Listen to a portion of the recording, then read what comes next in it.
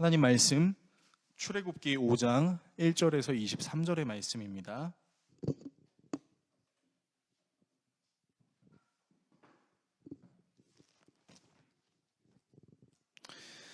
구약성경 약 87페이지 내지는 88페이지에 있는 출애굽기 5장 1절에서 23절의 말씀을 한 절씩 교독하시고 마지막 절은 같이 읽겠습니다.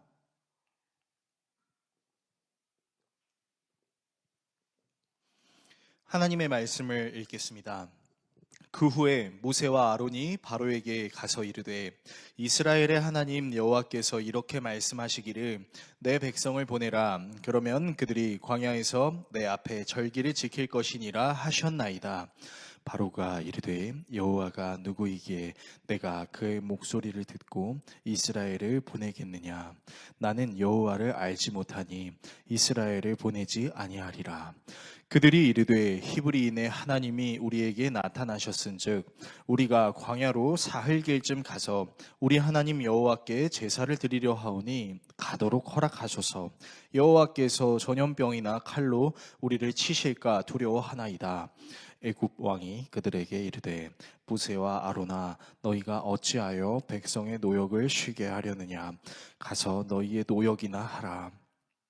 바로가 또 이르되 이제 이 땅의 백성이 많아졌거늘 너희가 그들로 노역을 쉬게 하는도다 하고 바로가 그날에 백성의 감독들과 기록원들에게 명령하여 이르되 너희는 백성에게 다시는 벽돌에 쓸 짚을 전과 같이 주지 말고 그들이 가서 스스로 짚을 줍게 하라. 또 그들이 전에 만든 벽돌 수요대로 그들에게 만들게 하고 감하지 말라. 그들이 게으름으로 소리질러 이르기를 우리가 가서 우리 하나님께 제사를 드리자 하나니 그 사람들의 노동을 무겁게 함으로 수고롭게 하여 그들로 거짓말을 듣지 않게 하라. 백성의 감독들과 기록원들이 나가서 백성에게 말하여 이르되 바로가 이렇게 말하기를 내가 너희에게 짚을 주지 아니하리니 너희는 짚을 찾을 곳으로 가서 주우라. 그러나 너희 일은 조금도 감하지 아니하리라 하셨느니라.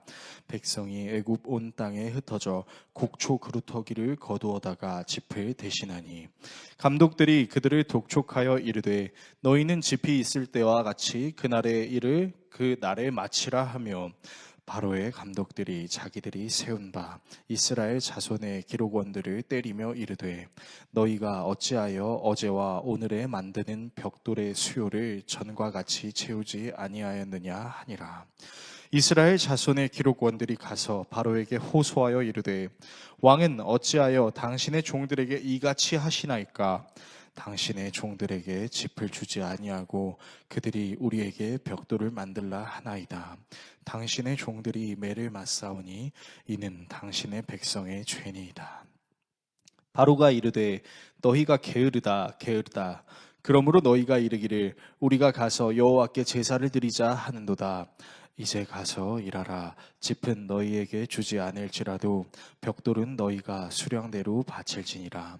기록하는 일을 맡은 이스라엘 자손들이 너희가 매일 만드는 벽돌을 조금도 감하지 못하리라 함을 듣고 화가 몸에 미친 줄 알고 그들이 바로를 떠나 나올 때 모세와 아론이 길에 서 있는 것을 보고 그들에게 이르되 너희가 우리를 바로의 눈과 그의 신하의 눈에 미운 것이 되게 하고 그들의 손에 칼을 주어 우리를 죽이게 하는도다. 여호와는 너희를 살피시고 판단하시기를 원하노라.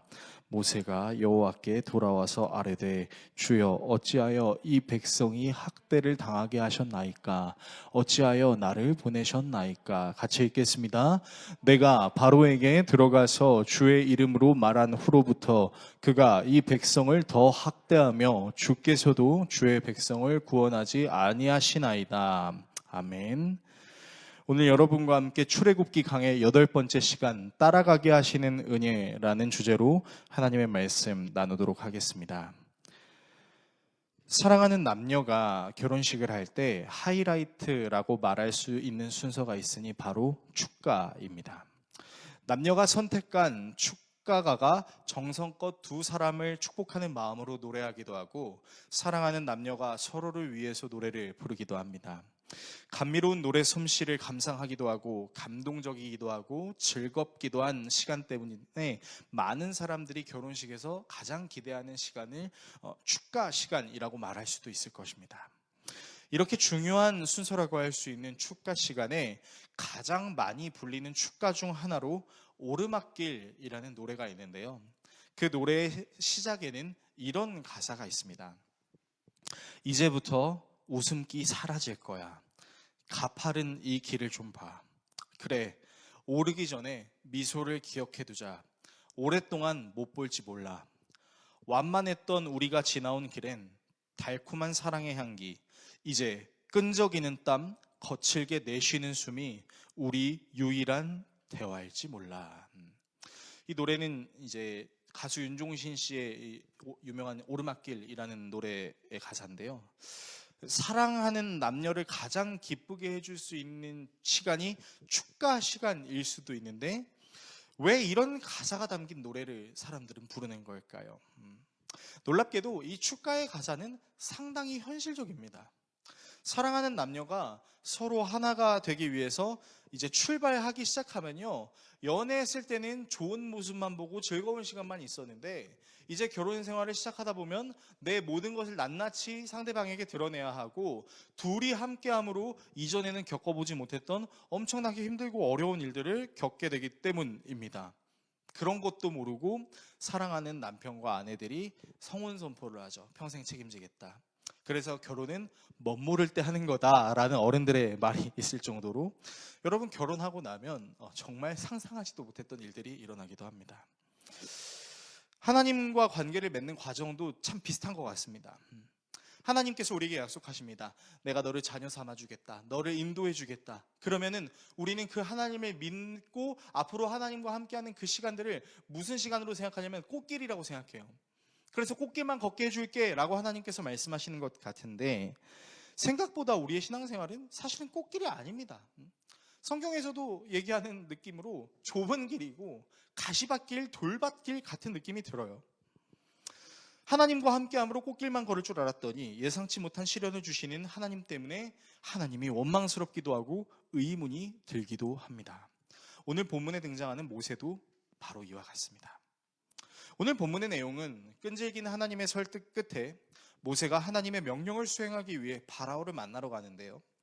파라오에게 이스라엘 백성들과 제사를 지내게 해달라고 하나님께 제사를 드리지 않으면 우리에게 전염병이나 그 어떤 힘으로 치실까 두렵다 이렇게 얘기하지만 오히려 파라오는 그런 모세의 요구를 괘씸하게 여깁니다. 그래서 이스라엘 백성들의 노역을 가중하게 만들죠. 원래는 벽돌을 만들 수 있는 짚을 제공했지만 이제는 짚을 제공하지 않고 그 이스라엘 백성들이 알아서 짚을 만들게 하고 그것을 구해서 벽돌을 만들게 하고 기한 내에 정해진 수대로 벽돌을 만들게 합니다. 얼마나 힘들었을까요? 그래서 이 이스라엘 사람들이 벽돌을 만들어내지 못하니까 감독관들이 이스라엘 백성 대표들을 채찍질을 하기 시작합니다. 그러니까 이스라엘 백성들 입장에선 모세와 아론의 말을 듣고 잘 될 줄 알았는데 오히려 자기에게 어려운 일이 생기니까 모세와 아론을 원망합니다. 그리고 모세 역시도 자신에게 그런 명령을 내린 하나님을 원망하는 장면이 오늘 본문에 기록되어 있습니다. 과연 오늘 본문을 통해서 하나님은 우리에게 무엇을 말씀하려고 하시는 것일까요? 오늘 본문의 내용을 통해서 여러분과 다음에 대한 내용을 좀 살펴보려고 합니다. 먼저 기억하지 못하는 연약함에 대해서 살펴보겠습니다. 그리고 원망하는 연약함에 대해 살펴보겠습니다. 마지막으로 기억하고 책임지시는 예수님에 대해 살펴보겠습니다. 기억하지 못하는 연약함, 원망하는 연약함, 기억하시고 책임지시는 예수님, 이 세 가지 내용을 함께 살펴보고 기도하는 시간을 갖도록 하겠습니다. 첫 번째, 기억하지 못하는 연약함입니다. 모세와 아론이 파라오에게 이스라엘 사람들과 함께 하나님께 제사를 지낼 수 있게 해달라고 요청합니다.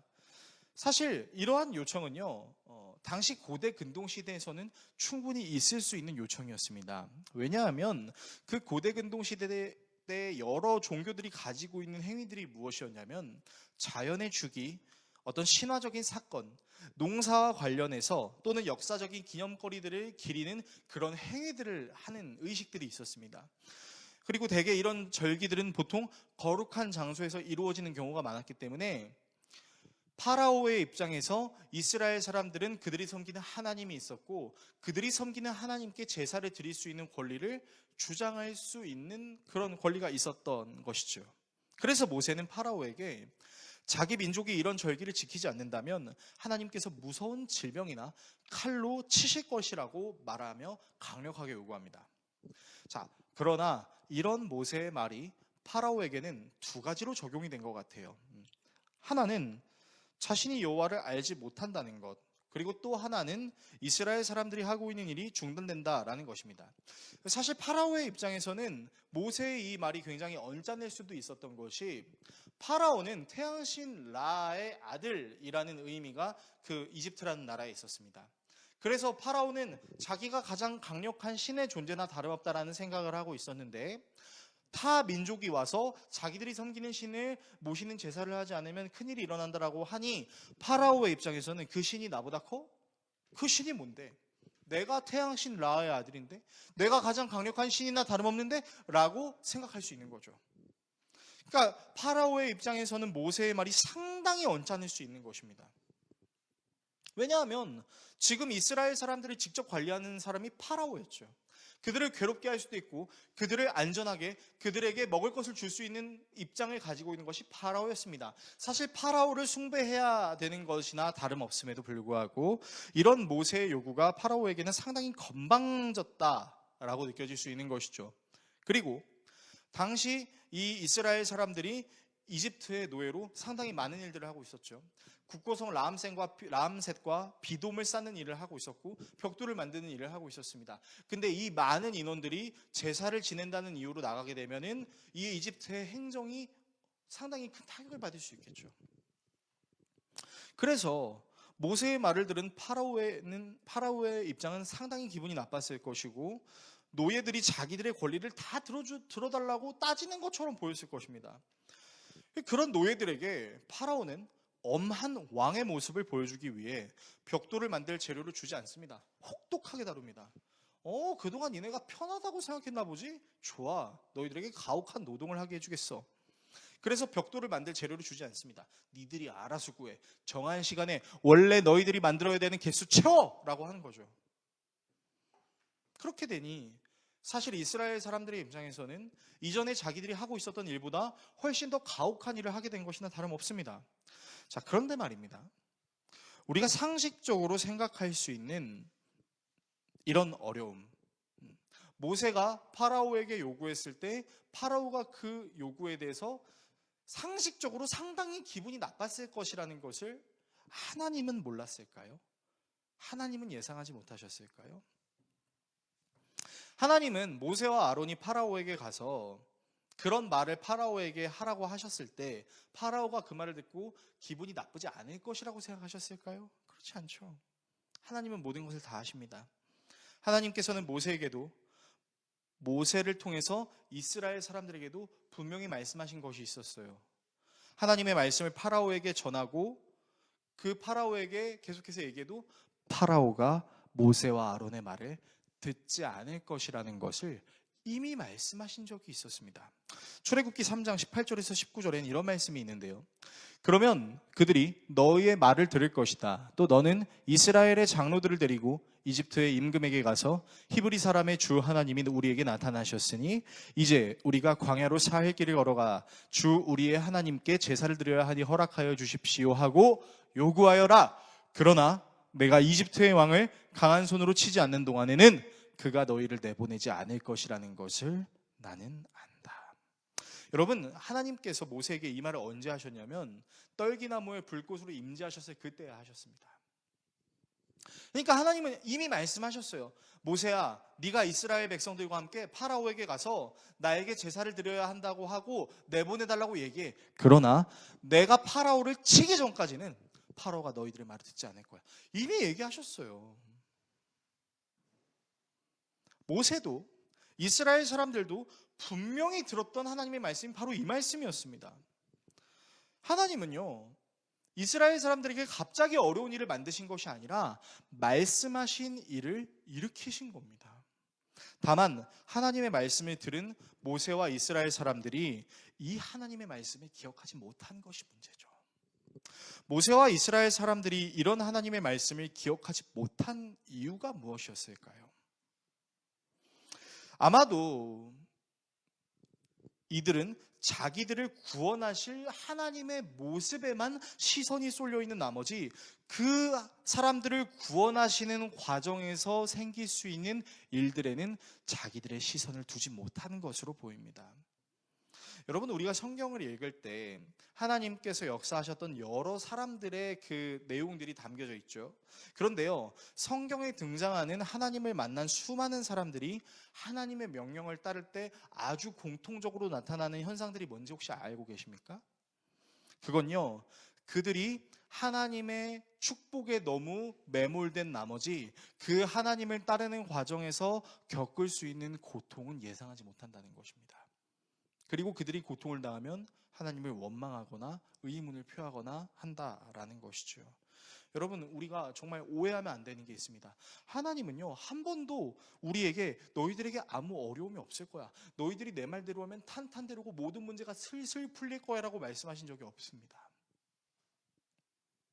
오히려 하나님께서는 나의 명령을 따르는 것이 상당히 어려울 것이라고 말씀하셨고, 나의 명령을 따르는 자들에게는 구원이 있을 것이지만 그 구원이 임하기까지 너희들에게 아무 문제도 없을 것이라는 말씀을 하신 적이 한 번도 없어요. 그러므로 우리가 착각하면 안 되는 건요, 우리가 하나님께 복을 주십시오라고 기도하는 그 과정 속에서 하나님께서 우리에게 어떤 역경, 어떤 어려움을 한 번도 당하지 않게 하실 것이다 라고 하나님은 우리에게 말씀하시지 않는다는 겁니다. 근데 우리는 어떻게 생각해요? 하나님을 믿기만 하면 이 믿는 상황을 잘 이제 유지하기만 하면 하나님께서 우리에게 복을 주실 거야 라는 그 축복만 우리가 바라보죠. 제가 학창 시절에 공부하면서 가장 듣기 싫었던 선생님의 말이 있었습니다. 제가 고등학생 때만 하더라도 이제 막 수시가 생기고 있었던 무렵이었어요. 그래서 이제 수시를 하는 학생들도 있고 뭐 정시를 하는 학생들도 있었지만 선생님들께서 이제 공부 안 하는 고등학생들에게 공부시키기 위해서 항상 하시는 말씀이 있었어요. 그게 뭐였냐면, 야, 너희들 지금 여기서 야자하고 공부하느라 힘들지? 그런데 지금 열심히 공부하면 나중에 너희들 자유로울 수 있어 라고 얘기를 하는 거예요. 제가 정말 인생을 돌아봤을 때 고3 때 정말 열심히 공부했었던 것 같습니다. 아침 6시에 이제 학교에 나가서 밤 12시까지 공부했었던 그런 기억이 있었는데요. 그때마다 제가 항상 외웠던 게 뭐냐면, 지금 고생하면 나중에 고생 안 하겠지. 그러니까 나중에 고생 안 할 그것만을 바라보면서 공부를 했었습니다. 그리고 저에게 놀라운 미래가 펼쳐졌어요. 대학에 가니까요, 고등학생 때보다 더 열심히 공부해야 됐습니다. 저는 속았어요. 선생님이 말씀하셨거든요. 대학교 가면 얘들아, 너희들 그 푸른 초장 같은 데 올라가서 막 기타 치면서 여자애들이랑 미팅도 하고 즐거운 일 많을 거야. 진짜 없진 않아요. 근데 그거를 하려면요, 내가 과제하는 시간, 공부하는 시간을 포기해야 됩니다. 그리고 대학교랑 대학원을 마치고 직장에 취직하면 어때요? 직장 일이 쉬우신가요? 아니요. 사실 고등학생 때 그냥 책상에 앉아서 공부했던 게 더 쉽게 느껴지지 않습니다. 그래서 많은 사람들이 착각을 하죠. 나에게 제2의 인생이 생긴다면 제일 앉아서 하기 쉬웠던 그 공부를 난 잘할 수 있을 것 같아. 물론 그 사람은 제2의 인생이 생겨도 그렇게 되지 않을 확률이 높지만, 여러분, 우리가 항상 착각한다는 거죠. 지금 내가 고생하는 거는 나중에 그 복이 있기 때문에 그 복만을 바라보고 고생하는데, 여러분, 고생은요 사실 모든 여정 가운데 있지 않습니다. 모든 여정 가운데 있습니다. 그렇지 않습니까? 학생 때는 학생만의 고충이 있습니다. 대학원생 때는 대학원생만의 고충이 있습니다. 직장인은요, 그리고 한 가정을 꾸리면요, 앞으로 보이지 않는 미래를 준비하는 때는요, 여러분, 우리의 삶은요, 죄송하지만요, 고통이 없는 순간이 없습니다. 모든 순간에는 그 순간에 걸맞는 하나님의 인도하심과 더불어 고통이 존재합니다. 세상 사람들도 이야기합니다. 세상에 공짜는 없다. 여러분, 이 말이 무슨 말이겠어요? 내게 주어지는 것에는 공짜가 없다라는 말은, 다시 말해 내게 주어지는 그 모든 것들에는 모든 사람들의 피와 땀과 고통과 눈물이 있을 수 있다는 것이죠. 세상 사람들도 세상에 공짜가 없다는 말을 믿습니다. 그런 것처럼 여러분들 하나님의 계획에 어려운 일이 없거나 조금만 참으면 나중엔 미래가 밝아진다는 거, 여러분 사실 그 말은 틀린 말입니다. 우리를 인도하시는 하나님의 계획에는요, 언제나 영원한 승리 이전에 겪게 되는 고통이 수반된다는 것을 우리는 잊지 말아야 하는 것입니다. 두 번째, 원망하는 연약함입니다. 하나님은 모세에게 말씀하신 그대로 일을 진행시켰어요. 그러나 너희들이 가서 파라오에게 말해도 파라오가 너희들의 말을 듣지 않을 거야. 정말로 하나님은 그 말씀대로 일하셨어요. 그리고 이런 하나님의 말씀을 기억을 하지 못했었죠, 이스라엘 사람들이. 그래서 벽돌을 만들 재료를 스스로 구해야 하는 어려움을 겪게 되고, 심지어 이스라엘 작업 반장들은 기일에 벽돌을 제작하지 못했다는 이유로 감독들에게 매타작질을 당합니다. 어쩌면 이스라엘 사람들은 모세의 이야기를 들으며 파라오가 당장 우리 요구를 들어주지 않을 거라는 생각을 했을 수도 있었을 것 같아요. 그런데 파라오가 요구를 들어주지 않을 수도 있지만 이렇게 매까지 때릴 것이라고는 상상을 하지 못했던 것 같습니다. 그래서 이스라엘 백성들의 멘탈이 와르르 무너지기 시작하는데요. 본문 15절에서 19절에는 이런 말씀이 기록되어 있습니다. 이스라엘 자손의 작업 반장들이 바로에게 가서 호소하였다. 어찌하여 저희 종들에게 이렇게 하십니까? 저희 종들은 집도 공급받지 못한 채로 벽돌을 만들라고 강요받고 있습니다. 보십시오. 저희 종들이 이처럼 매를 맞았습니다. 잘못은 틀림없이 임금님의 백성에게 있습니다. 그러자 바로가 대답하였다. 이 게을러 터진 놈들아, 너희가 일하기가 싫으니까 주께 제사를 드리러 가게 해달라고 떠드는 것이 아니냐? 썩 물러가서 일이나 하여라. 너희에게 짚을 대주지 않겠다. 다음입니다. 그러나 너희는 벽돌을 맡은 수량대로 어김없이 만들어내야 한다. 이스라엘 자손의 작업 반장들은 매일 만들어야 하는 벽돌의 수를 줄일 수 없다는 말을 듣고서 자기들이 공경에 빠졌음을 알았다. 자, 말씀을 보시면요, 저 공경에 빠졌음을 알았다라는 말이 무슨 말이냐면요, 멘붕이에요. 정상적인 사고가 되지 않는 상태를 말하고 있는 겁니다. 파라오에게 호소했지만 오히려 게으르다는 누명을 쓰게 된 이스라엘의 작업 반장들이 멘탈이 무너지기 시작하고, 여기서 모든 인간들에게 거의 공통적으로 드러날 수 있는 연약함이 발생합니다. 여러분, 그 연약함이 뭔 줄 아세요? 많은 사람들이 자기가 하던 일이 더 힘들어지고 어려워지고 원하는 결과를 맞이하지 못하게 될 때 멘탈이 무너지게 되면서 나오는 전형적인 특징이 무엇인지 아십니까? 여러분, 놀랍게도요, 남 탓입니다. 이스라엘 자손 반장들은 모세와 아론 탓을 하고요, 모세는 하나님 탓을 합니다. 본문 21절에서 23절을 보십시오. 그들은 이렇게 말하였다. 주님께서 당신들을 내려다보시고 벌을 내리시면 좋겠소. 당신들 때문에 바로와 그의 신하들이 우리를 미워하고 있어. 당신들은 그들의 손에 우리를 죽일 수 있는 칼을 쥐어준 셈이요. 이 말을 듣고서 모세는 주님께 돌아와서 호소하였다. 주님, 어찌하여 주님께서는 이 백성에게 이렇게 괴로움을 겪게 하십니까? 정말 왜 저를 이곳에 보내셨습니까? 제가 바로에게 가서 주님의 이름으로 말한 뒤로는 그가 이 백성을 더욱 괴롭히고 있습니다. 그런데도 주님께서는 주님의 백성을 구하실 생각을 전혀 하지 않고 계십니다. 보십시오. 이스라엘 작업 반장들 역시 모세가 전한 하나님의 말씀을 분명히 들었습니다. 그러나 파라오가 하나님이 치시기 전에는 모세와 아론의 말을 듣지 않을 것이다. 들었어요. 분명히 들었어요. 그런데도 불구하고 자기들의 뜻대로 되지 않으니까 모세를 원망하죠. 너네들 때문에. 그리고 모세 역시 이 일을 왜 하게 하셨어요? 하나님을 원망합니다. 모세는 원망에다가 한 스푼 더 얹어서 왜 자기를 이 자리에 앉혔냐고 절망까지 합니다. 하나님의 말씀을 제대로 기억하지 못한 연약함에 대한 복귀도 없을 뿐더러 하나님께 힘들다고 위로를 구하는 것도 아니었어요. 이들은 지금 무엇을 하고 있냐면 원망을 하고 있습니다. 여러분, 근데 이런 원망이 비단 이스라엘 사람들과 모세에게만 있지 않다는 것을 알고 계신가요? 여러분, 이 원망이요, 우리 모두에게도 있을 수 있다는 것을 우리는 알아야 됩니다. 여러분, 하나님의 말씀을 제대로 기억하지 못하고 복기도 하지 못한 상황에서 우리는요, 우리에게 일어난 일을 가지고 원망할 대상을 찾습니다. 우리가 원망할 대상을 찾는 이유가 뭘까요? 사실 간단해요. 나의 책임을 누군가에게로 떠넘기고 싶기 때문입니다. 여러분, 사실 이 일은 이미 태초에 하나님께서 천지를 창조하시고 난 후에도 일어났었어요. 어떤 일인지 알고 계십니까? 하와가 뱀의 유혹을 이기지 못하고 선악과를 먹고 난 후에 그 열매를 아담에게도 주죠. 그래서 아담도 먹습니다.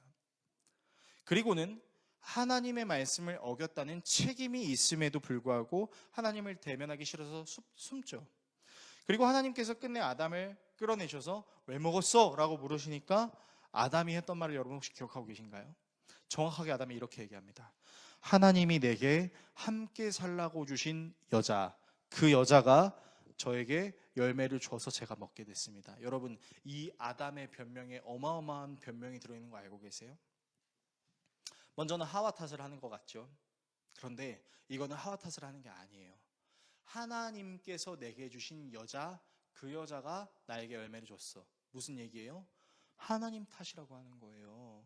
여러분, 이 말을 다른 말로 해석하면 어떤 말이 나오는지 아세요? 하나님이 저에게 하와 안 줬으면 이런 일 안 일어나는 거 아니에요? 라고 얘기하는 거랑 똑같은 겁니다. 이런 원망의 일이요, 가정이나 사회나 심지어는 교회 안에서도 일어날 수 있다는 걸 여러분 알고 계십니까?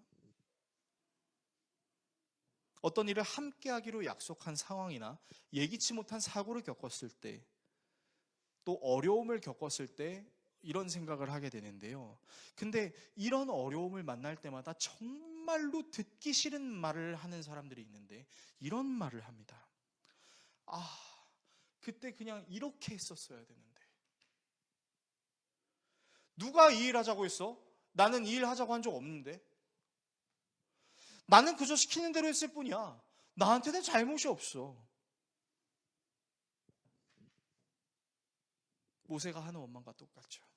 하나님, 왜 나를 이 자리로 세우셨습니까? 왜 나를 이 일을 하게 만드셨나요? 원망하는 거예요. 여러분, 이 원망들이 갖고 있는 공통적인 특징이 뭔지 아세요? 나에게는 책임이 없다라는 겁니다. 근데 정말 책임이 없나요? 정말 책임이 없다고 말할 수 있을까요? 여러분, 선택은 남이 하는 게 아닙니다. 나 자신이 하는 겁니다. 하나님께서 선택할 수 있는 자유의지를 우리에게 주셨습니다. 그럼에도 불구하고 우리는 일일이 어떤 잘못도 내 책임이라고 인정하는 것을 사실은 극도로 힘들어합니다. 왜요? 좋은 결과만 보고 싶거든요. 좋은 결과가 나왔을 때는 오히려 내 탓이라고 누군가 말해주는 것을 상당히 기뻐합니다. 그렇지 않습니까? 여러분, 좋은 결과가 여러분에게 있었을 때 어떤 사람들이 칭찬한다고 한번 가정해 봅시다. 집사님 때문에 잘 됐어요. 장로님 때문에 잘 됐어요. 홍사원 때문에 잘 됐어요. 그러면 우리 뭐라고 얘기하는지 아세요? 제가 한 거 없습니다 라고 말하면서 기분이 상당히 좋습니다. 그렇지 않습니까? 뭘 한 게 없어. 사실은 칭찬받으면 기분 좋잖아요. 그렇지 않아요? 사실은 우리의 마음속에 그런 마음이 있지 않습니까? 사실은 제가 한 게 아니에요 라고 말하면서도 나를 칭찬해주는 그 칭찬이 달콤하다라고 우리는 말하지 않습니까? 오늘 본문은요, 책임을 지기 어려워하는 누군가를 원망하는, 책임 회피를 하지 않고서는 견딜 수 없는 우리의 연약함을 여실히 드러내고 있다는 겁니다. 여러분, 이게 우리의 연약함입니다. 이게 우리의 연약함이고 연약함이 될 수 있다라는 것입니다. 세 번째, 기억하고 책임지시는 예수님입니다. 우리는 하나님의 말씀을 들어도 그 말씀을 그대로 기억하지 못하는 연약함이 있습니다. 사실 사람들의 말도 똑바로 기억 못하잖아요. A, B, C를 얘기했는데 A만 기억하고, 아니면 B만 기억하고, 아니면 말하지도 않은 이상한 D를 기억하는 경우도 있죠. 우리가 그렇다고요.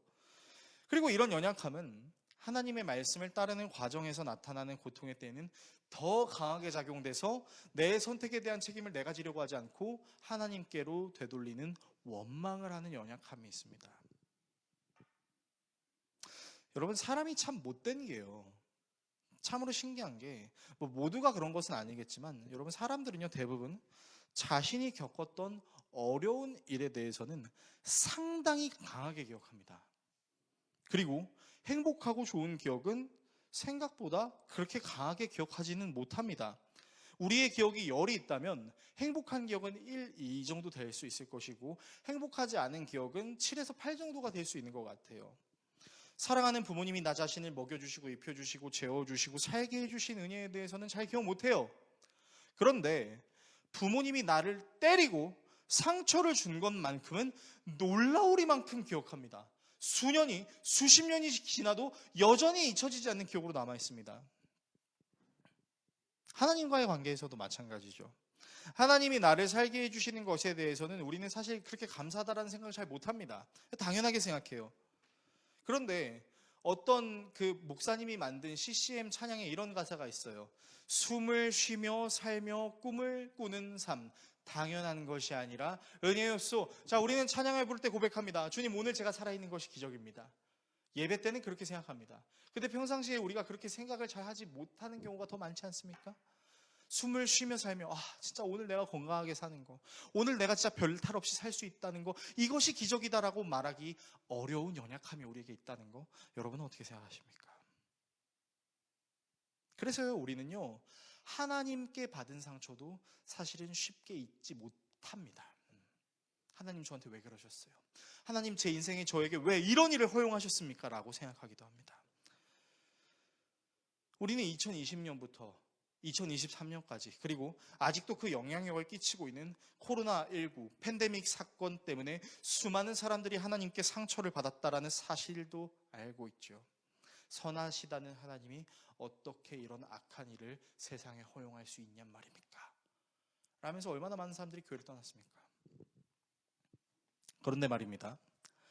사실 이 세상에 태어나셨을 때부터 고통을 당하시고 죽으실 때까지 끊임없이 고통을 당하신 한 분이 계십니다. 그분은 삼위 하나님과 넘쳐나는 사랑, 끊임없는 사랑을 나누고 계셨었어요. 세상이 창조되기 전부터 성부 하나님이 주시는 사랑, 성령 하나님이 주시는 사랑 안에서 서로 넘치는 사랑을 주고받는 한 분이 계셨습니다. 그런데 그분이 성부 하나님 때문에 겪지 않아도 되는 고통을 당하셨습니다. 배가 고픈 고통, 매우 덥고 추운 날씨를 견디지 못하는 고통, 먹고 살아야 할 문제를 해결해야 하는 고통, 사람들에게 무시당하는 고통, 심지어 가족조차도 외면하게 만드는 고통 등 셀 수 없이 많은 고통을 당하셨어요. 심지어 태어나는 것도 말밥통에 태어나셔야 할 정도로 사람들에게 외면을 당하셨습니다. 사실 그분을 알고 계셨습니다. 성부 하나님께서 자신에게 모든 사람의 고통의 문제를 해결해야 하는 임무를 상달시키신 것을, 그리고 그분이 성부 하나님께 버림을 받으셔야 하는 고통도 당하셔야 할 것을 알고 계셨습니다. 차라리 그 고통을 몰랐다가 당하면 좀 나을 텐데 그분은 자신이 당해야 할 모든 고통의 A부터 Z까지 다 알고 계셨어요. 그러나 그분은 성부 하나님이 자신을 사랑하신다는 사실을 절대로 잊지 않고 기억하셨습니다. 넘치는 사랑으로 세상을 창조하신 그분이 넘치는 사랑으로 사람을 구원하고자 하신다는 사랑을 기억하셨고, 그 사랑을 실천하시기 위해 가장 사랑하는 자신에게 이 임무를 맡기셨다는 것도 기억하고 계셨습니다. 그러나 점점 때가 다가옴에 따라 그분은 자신이 겪어야 할 고통의 무게가 상상할 수 없을 정도로 크다는 것을 직감하시고 땀이 피가 되도록 기도하셨죠. 심지어 이 고통의 무게를 좀 덜고 싶어서 사랑하는 제자들 몇을 불러서 같이 기도의 자리로 이끌고 가서 나를 위해서 제발 좀 기도해줘, 내가 죽을 것 같아 라고 말씀하셨지만, 죽을 것 같다는 말을 들었던 그 제자들은 예수님을 위해서 기도하기는커녕 오히려 깊이 잠에 들었습니다. 제자들조차도 잠 때문에 예수님을 외면한 거죠. 혼자가 되신 예수님은 기도하면서 성부 하나님께 애원했습니다. 하실 수만 있다면 이 잔을 내게서 옮겨달라고. 말로 다 할 수 없는 스트레스로 하나님을 원망할 수도 있었지만 그분은 성부 하나님을 원망할 수 있는 자유의지가 있었음에도 불구하고 원망하지 않으려고 오히려 아버지의 뜻대로 나를 인도해 주십시오 라고 기도하셨어요. 그분은 성부 하나님의 모든 계획을 기억하셨고 원망하실 수 있음에도 불구하고 그분의 뜻대로 살아가셨습니다. 그리고 그분의 죽으심과 부활하심으로 우리는 끊어진 하나님과의 관계를 회복함과 동시에 예수님만 부를 수 있었던 권리인 하나님을 아버지로 부를 수 있는 권리를 갖게 되었습니다. 예수님의 기억하심과 원망하지 않으시고 책임지심이 우리로 하여금 잊혀진 하나님을 기억할 수 있게 되었고 그 하나님을 신뢰할 수 있게 된 것이죠. 그리고 이 예수 그리스도의 공로는 거기서 끝난 것이 아닙니다. 여러분, 이 예수님의 공로로요, 우리는 여전히 하나님의 말씀을 온전히 기억하지 못하고 함부로 하나님을 원망할 수 있음에도 불구하고 우리는 그럼에도 불구하고 하나님께로 나아갈 수 있습니다. 예수님이 기억하시고 예수님이 책임지셨기 때문이죠. 우리가 하나님께 나아가야 함에도 불구하고 쓰러질 수 있고 넘어질 수 있음에도 불구하고 다시 일어설 수 있는 그 이유는 하나님께서 살아계신 전능하신 하나님이라는 사실을 확신하게 하시는 예수 그리스도의 중보 때문입니다. 여러분, 그래서 이 예수님이 모든 우리의 죄값을 가지시고 십자가에 죽으시고 부활하셨기 때문에 하나님의 말씀을 기억 못해도, 때론 하나님을 원망하며 하나님 곁을 떠나도 하나님은 우리를 포기하지 않으십니다. 하나님은 다시 우리를 예수 그리스도를 통해 하나님의 따라오게 하십니다. 설교를 정리하겠습니다.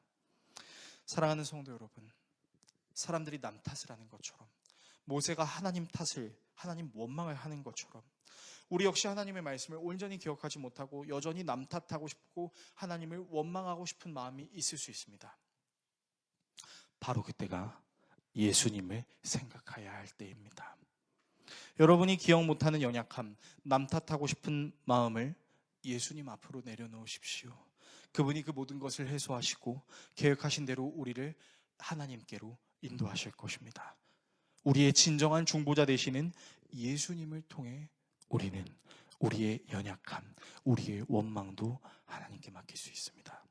앞으로도 우리는 여전히 하나님의 말씀을 기억하지 못하고 하나님을 원망하며 하나님을 따랐던 그 길을 잠시 멈추거나 다른 하나님을 찾고 싶은 욕망 때문에 하나님을 향해 가던 길에서 그 곁에서 벗어날 수도 있을 것입니다. 그러나 그 연약함을 해소해 주시는 예수 그리스도로 나아갈 때 우리는 다시 하나님을 따르게 하시는 은혜를 얻게 될 것입니다. 늦었다고 생각하는 그 순간이 하나님은 바로 지금이다 라고 우리에게 말씀하실 것입니다.